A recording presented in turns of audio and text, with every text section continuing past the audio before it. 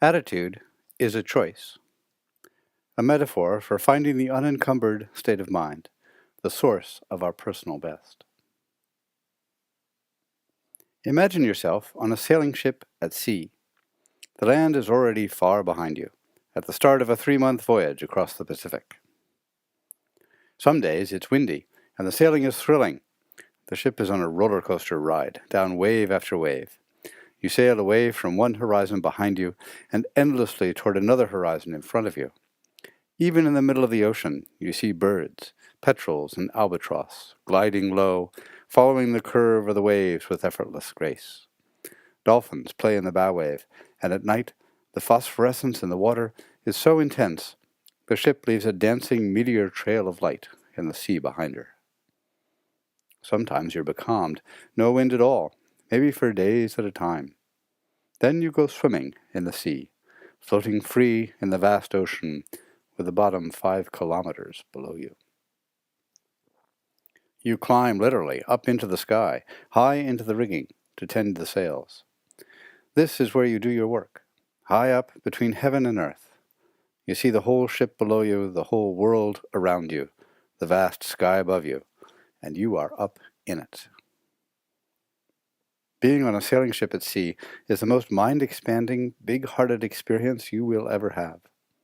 The sea calls out the best in all of us. At the same time, you live in a dark, damp, cramped hole below decks. For personal quarters, you get a bunk, too small to sit up in, and for privacy, a curtain. While you're trying to sleep, the next watch is having breakfast at the table right by your head. When the weather's bad and the hatches are sealed, the air is rank and stale for days, and condensation drips on you from the deck overhead. And everything is always moving, sometimes with a slow, sickening roll in the calms, sometimes in a storm, so violently you can't stand up. It's like living in a washing machine on an endless cycle. On deck, the woman in front of you is really annoying and grates on your nerves, and the guy behind you has a sneaky way of making himself look good without ever doing much work. But in a storm at night, at work in the rigging, your lives are in each other's hands. Do you trust them? Do they trust you?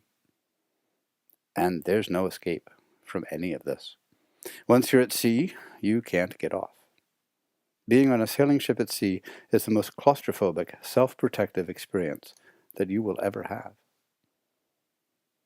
But your state of mind is a choice. It all depends on which way you choose to look. In at the overcrowded ship, or out at the vast ocean world. Claustrophobic and self-protective, or expansive and unencumbered. The choice is yours. Of course, we don't need a ship to know this. We all experience claustrophobia in our state of mind every day.